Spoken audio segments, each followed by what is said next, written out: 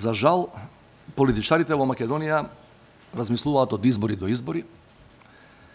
Сите ние, чест на исклучоците, не сме навикнати да размислуваме 10 или 20 години однапред за нашата иднина. Европскиот центар за безбедносни студии Джордж Маршал со своите едукативни програми прави одлична работа години наназад, за што е доказ и неговата алумни асоциација која е исклучително ангажирана на тој план. Почитувани, овој наслов денешниот на конференцијава е стандарден, меѓутоа имав прилика да видам некои од работните верзии претходно и рака на срце мене ми беше поблизок предходната верзија која зборуваше за тоа и прашуваше дали има светло на крајот на тунелот. Попровокативен е и дава повеќе простор за анализа. Значи, ја ќе се обидам на тоа прашање директно да одговорам. Јасно е, според мене, дека се гледа светлото на крајот на тунелот, а тоа последниот извештај на Европската комисија недвосмислено го утврдува и за целиот регион на Западен Балкан, не само за Република Македонија, за нас посебно. Точно е дека тоа не се случува прв пат. Во изминативе децении тоа светло се покажуваше и порано, во неколку наврати кај нас во Република Македонија последен пат декември 2005-та, но точно е и дека во периодите на најголема темнина прозападните и прореформски сили не губеа надеж дека наспроти недемократските тенденции ќе ја вратиме државата таму каде што реално припаѓа. Ако реинтеграцијата во европскиот мејнстрим на централно европските држави беше сметана за морална обврска на Европа, интеграцијата на западно-балканските држави, освен моралната димензија, е и сосема практична потреба и на локалните нации, но и на континентот во целина, од аспект на заокружување на проектот за сопствено стабилизирање. Имено јасно е дека е релативно лесно да функционира економска или комерцијална Европа. Но политичка Европа ќе функционира многу подобро ако рабовите на географска Европа се пацифицирани, не пасивизирани, туку пацифицирани, ако се демократски и ако се внатре во системот, наместо надвор од него, во кој случај сигурно би генерирале нестабилност и надвор од своите граници. Алтернативите на евроатлантските интеграции гледаме во регионот веќе неколку години.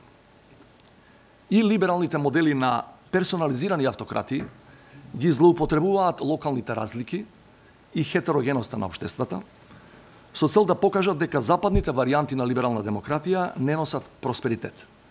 Во Македонија таквите увезени модели ги злоупотребуваат меѓуетничките односи, во последно време ги злоупотребуваат македонско-грчкиот спор за името и најчесто преку лажните вести и платената политичка пропаганда не убедуваат дека одредени девијации во функционирањето на западните општества, кои се неспорни, се правило.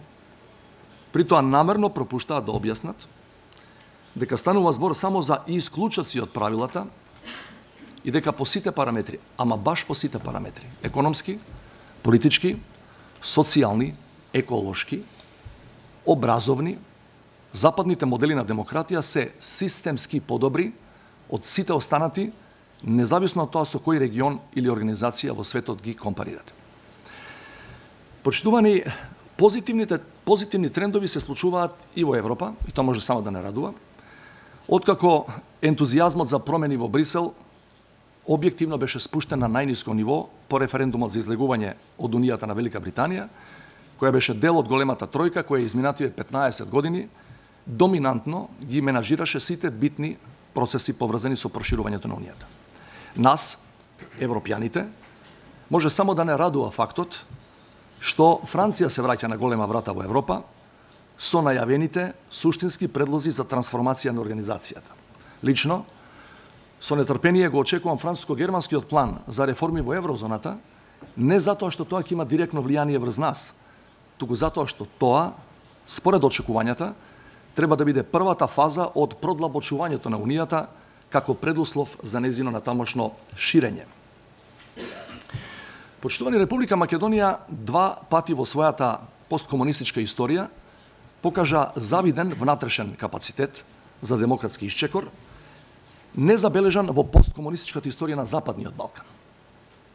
Првиот пат кога само после 3,5 години по конфликтот добивме статус на земја кандидат за членство во Европската Унија, и вториот пат пред 10 дена со безусловната препорака за почнување на преговори само 10 месеци по падот и по крајот на најригидната автократија на Балканот, по падот на Милошевиќ. Немам ниту најмала намера да ја минимизирам виталната посредничка улога на меѓународната заедница во овие постигнувања, напротив, но факт е дека и пред 13 години и денес круцијален фактор беше политичката волја на домашната владеачка структура, и се разбира мнозинството граѓани, која поддржува да се вложи себе си без остаток, но и да ги ангажира сите потенцијали на општеството за доаѓање до целта.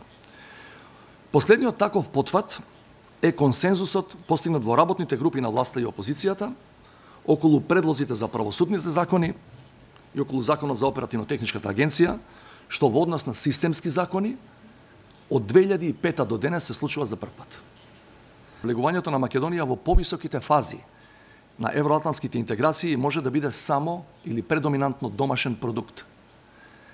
Тоа нема да биде подарок, туку повеќе сатисфакција за вложените напори на одговорни политичари, кои во изминатиот период реално преземаа чекори многу повеќе мислејки на иднината на Република Македонија отколку на следните избори или на сопствениот политички рейтинг.